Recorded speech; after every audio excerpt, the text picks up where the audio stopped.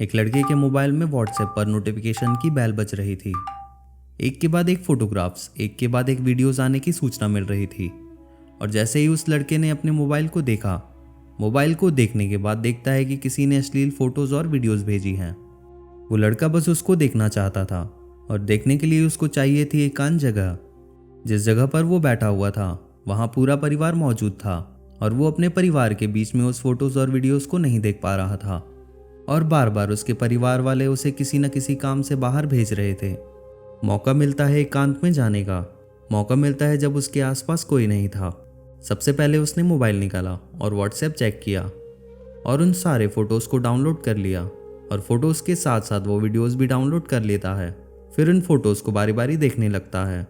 दरअसल एक unknown number से ये फ़ोटोज़ और वीडियोज़ आए थे।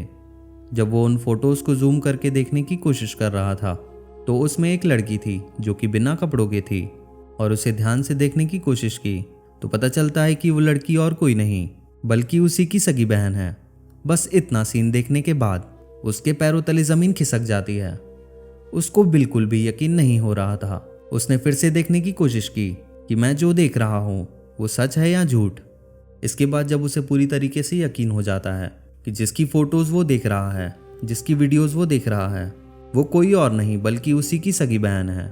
फिर अपनी बहन के पास जाकर उन फोटोज़ और वीडियोज़ के बारे में बातचीत करता है। उसे बहन जो बताती है उसे सुनने के बाद वो लड़का आग बबूला हो जाता है और यहीं से एक कत्ल की शुरुआत होती है। न केवल एक कत्ल होता है बल्कि 5 जिंदगियां हमेशा हमेशा के लिए काल कोठरी की ओर चली जाती हैं। इस कहानी को सुनने के बाद आपको भी लगेगा कि वाकई इंसानियत कहीं ना कहीं खत्म हो रही है, डूब रही है।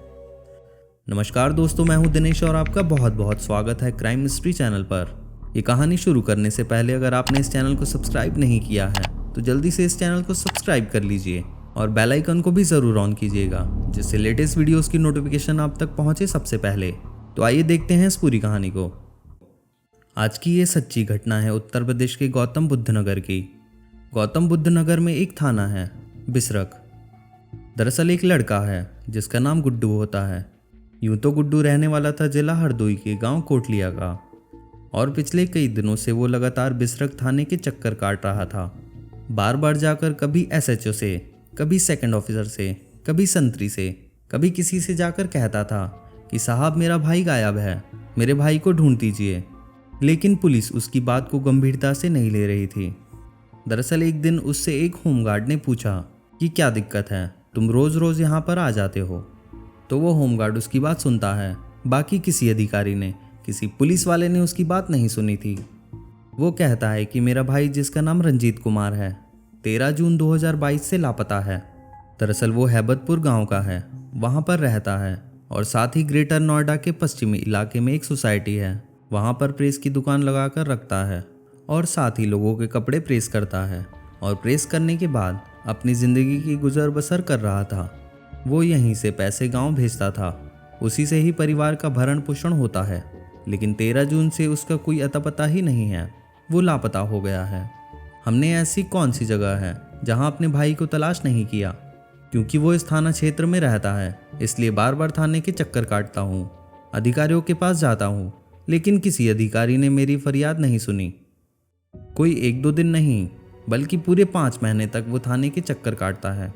लगभग 5 महीने और 10 दिन के बाद पुलिस की नींद टूटती है और तब कहीं जाकर 24 नवंबर 2022 को गुमशुदगी का मुकदमा दर्ज कर लिया जाता है। 5 महीने बाद मुकदमा दर्ज तो होता है लेकिन पुलिस इतनी गंभीरता से इस मामले को नहीं ले रही थी जितनी गंभीरता से उसे लेना चाहिए था। वक्त आगे गुजरता है। जब भी घर वाले इस थाने में जाते थे, जब भी उच्च अधिकारियों से बातचीत करते थे तो हमेशा उच्च अधिकारी कहते थे पुलिस अपना काम कर रही है, तुम पुलिस को परेशान मत करो। लगभग 8 महीने बीत जाने के बाद भी उसके भाई का कहीं पता नहीं चलता है। लेकिन अचानक ही 26 जनवरी 2023 को एक गांव लगता है, चिपियाना बुजुर्ग। इसके पास एक तालाब है और तालाब के पास एक रेलवे यार्ड है। उसके पास एक लड़के की लाश मिलती है। लाश नहीं बल्कि कंकाल था। उसके शरीर पर कपड़े, जूते, बेल्ट और ज़रूरी चीज़ें थी जो पानी में नहीं गल सकती थी। वो चीज़ें मिल जाती हैं और जैसे ही ये चीज़ें, ये सामान, ये कंकाल मिलता है, पुलिस की नींद टूट जाती है। और पुलिस की नींद टूटने के बाद जब पुलिस चारों तरफ इस बात का पता लगाने की कोशिश करती है कि आखिरकार गायब होने वाला शख्स कौन था, आसपास के थानों में संपर्क किया जाता है।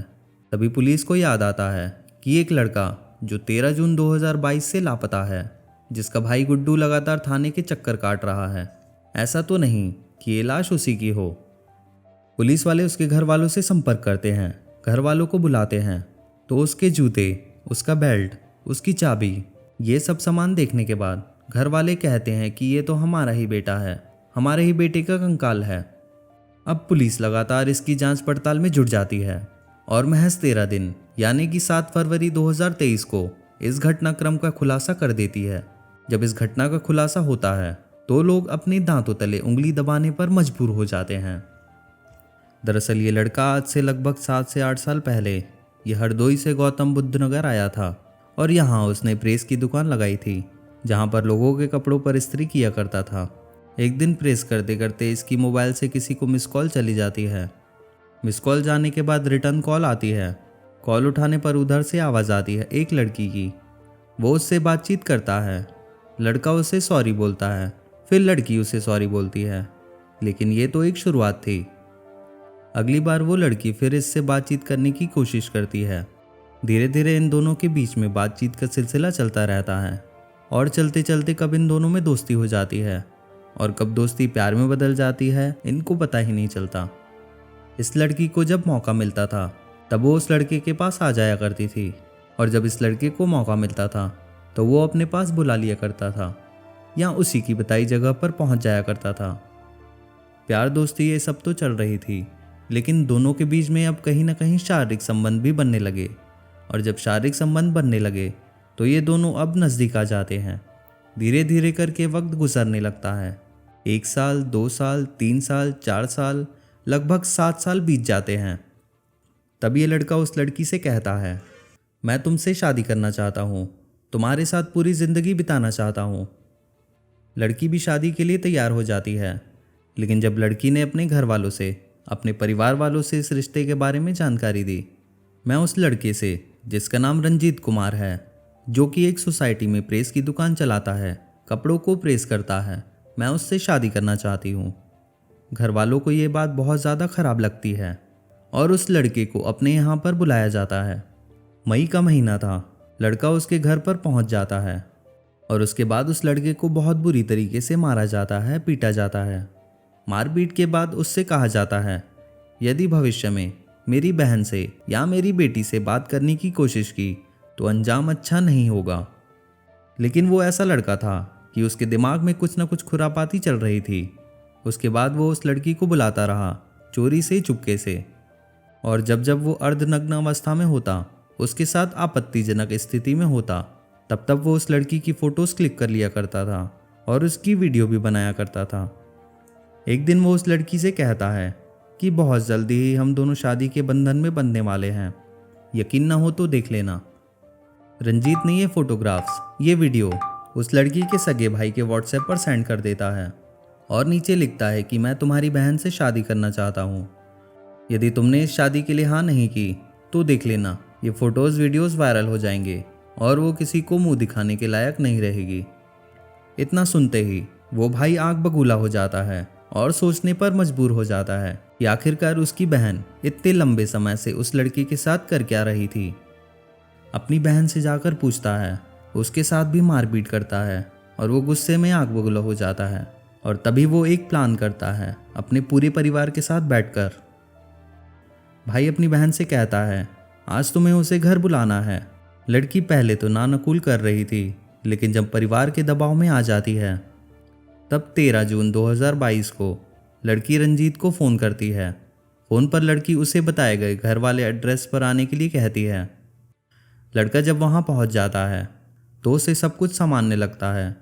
घर के अंदर 2 भाई होते हैं, लड़की के माँ बाप होते हैं, लड़की का मामा होता है, इसी तरीके से परिवार के लोग मौजूद होते हैं। सब कुछ संभालने लग रहा था और इस लड़के को आराम से, इत्मीनान से शराब पीने के लिए दी जाती है। लड़का शराब पीने लगता है। शराब पीने के बाद जब वो पूरी तरीके से नशे में हो जाता है तब उसको पता ही नहीं होता कि वो कहाँ है, किस हाल में है। तभी इस परिवार के कुछ लोग उसके हाथ पैर पकड़ते हैं और कुछ लोग उसका गला दबाकर उसकी हत्या कर देते हैं। वो इस स्थिति में नहीं था कि वो शोर मचा सके। वो इस स्थिति में नहीं था कि शोर मचाकर लोगों को बुला सके, अपनी जान बचाने की कोशिश कर सके। लड़की के परिवार वाले ने इस हत्याकांड को अंजाम दिया था। अब बारी थी लाश को छुपाने की। उसी रात को ही मामा और भांजा उस लाश को अपनी बाइक पर इस तरह से बांधते हैं कि अगर रास्ते में जाते जाते उन्हें पुलिस मिल जाए तो शायद उन्हें ये यकीन हो जाए कि हाँ, ये 3 लोग बाइक पर बैठकर जा रहे हैं, मतलब सब नॉर्मल लगे। बाइक पर बीच में वो लाश को बैठाते हैं, आगे लड़की का भाई और पीछे उसका मामा बैठकर जाते हैं और ये सीधे पहुंच जाते हैं उस चिपियाना बुजुर्ग के तालाब पर। वहां जाकर वो उस लाश को फेंक देते हैं। लेकिन ये भी एक इत्तेफाक की बात है कि लंबा समय बीत जाता है, ना तो वहां किसी को दुर्गंध आती है और ना ही किसी को उस लाश के बारे में पता चलता है। जब 8 महीने बीत जाते हैं तब 26 जनवरी 2023 को अचानक ही उसका कंकाल किसी राहगीर को दिखाई देता है। वो पुलिस को फ़ोन करता है। जब 112 नंबर की पुलिस मौके पर पहुंचती है, पुलिस उस कंकाल को देखती है तो जाहिर सी बात है कि पुलिस की नींद टूटनी तो थी ही। जो काम 8 महीनों से पुलिस ना कर सकी, वो पुलिस ने 13 दिनों के अंदर ही कर दिया था। और इस घटना का खुलासा कुछ यूं हुआ, जबकि रंजीत का भाई उस थाने के लगातार चक्कर काट रहा था। हद तो तब हो गई जब पुलिस इस घटना का खुलासा कर रही थी, तब उच्च अधिकारी इनको पुरस्कार देकर सम्मानित कर रहे थे। ऐसे वाहवाही लूटने की कोशिश कर रहे थे मीडिया में, जैसे कि पुलिस ने बहुत बड़ा काम कर दिया है। इस पूरी घटना में जितनी देरी हुई है, उससे साफ जाहिर होता है कि कहीं ना कहीं पुलिस इस घटना के बारे में जानती थी, इसलिए वो अनजान बनी हुई थी। क्योंकि लड़के को जब फ़ोन करके बुलाया गया था, तब सबसे आखिरी बार उस लड़की का ही फ़ोन था और दोनों की आपस में बहुत देर तक बात होती थी, ऐसा मीडिया में छपा है। ऐसी जानकारी मिलती है कि लड़का और लड़की एक दूसरे से काफ़ी समय से फ़ोन पर कनेक्ट थे। तो क्यों पुलिस ने इतने आराम से इस बात को लिया? ये भी शक जताया गया कि अगर 26 जनवरी 2023 को उस लड़की की लाश का कंकाल ना मिलता तो शायद ये मामला सामने आता ही नहीं और इस घटना के बारे में किसी को पता नहीं होता। दोस्तों, हमारा उद्देश्य किसी को ठेस पहुंचाना नहीं है, बल्कि आपको जागरूक करने का है। इसी के साथ इस कहानी को समाप्त करते हैं। मिलते हैं ऐसी ही किसी नई कहानी में। तब तक के लिए नमस्कार।